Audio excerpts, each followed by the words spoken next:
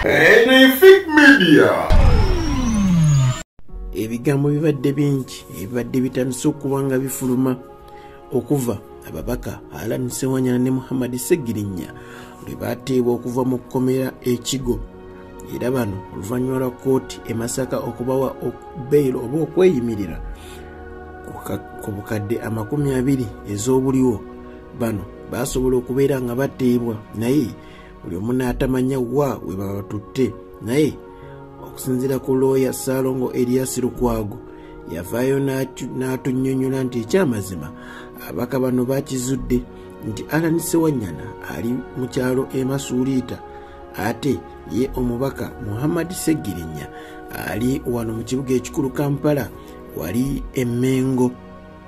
Ababaka bano olunaku olwali lwakuna mukama waabwe era pulezidenti w'ekibiina ki National Unity Platform Robert Kyagulanyi Ssentamu n'avaayo n'akawaŋŋamula nga ababiri wano watannabakubako kyamulubaale naye ng'alina essuubi nti ajja kubanga abalabako.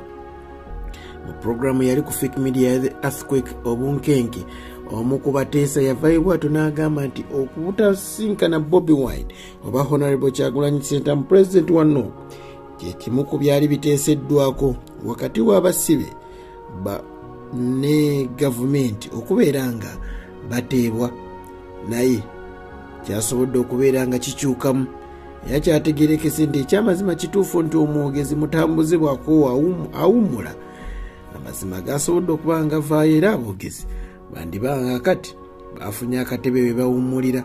Amanya muziko Alhaji Abdul Noor Munyami Shafiq Lwanga ogamba Otago Wenali yali mu bitundu by'eggwanga eby'enjawulo. Olunaku olw'eggulo omubaka Robert eyaliko omubaka w'ekyaddondo era omukulembeze w'ekibiina ki National Unity Platform era nga pulezidenti wa ghetto amanyikiddwa nga Robert Kyagulanyi Ssentamu yasobodde okubeera nga bw'atyo avaayo n'asobola okubeera nga akawaŋŋamula era n'alaga bannayuganda nga bwe yasobodde okubeera nga bw'atyo asisinkana omubaka Honorable Sseggirinya Muhammad ono yasobodde okubeera nga amukyalirako mu maka ge Magere. Honorable Sseggirinya yasobodde okubeera nga agamba Honorable President Robert Kyagulanyi Ssentamu nga bw'akyali wamu naye era amaanyi akyalina mangi ag'okwenyigira mu struggle. Ono yasobodde okuba nga alabikako nga ekyamazima embeera si nnungi era yalabiddwako nga akyalina n'ekkanula ku mukono nga kitegeerekeka nti ekyamazima ava mu ddwaliro era akyali ku bujjanjabi obw'enjawulo.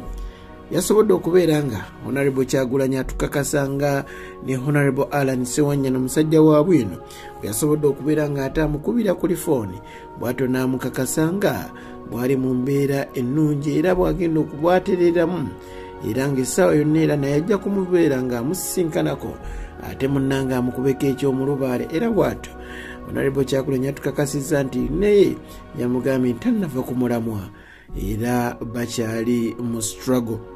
Yonna ebibadde byogerwa wano ku Fake Media amawulire mangi gasobola okuba nga avaayo, abamu ku bateesa ne batubuulira nti eno yali emu ku ddiiru yandibanga mwanattu bwebanga byali mu ddiiru ebyokusinkana Honorable Kyagulanyi kyandibanga tekyali mu ddiiru kubanga ye Honorable Sseggirinya yasobodde okuba nga amusisinkana. Ebyo n'ebirala nja kubanga mbikuleetera kasita amawulire gantuukako ku ntebe yange.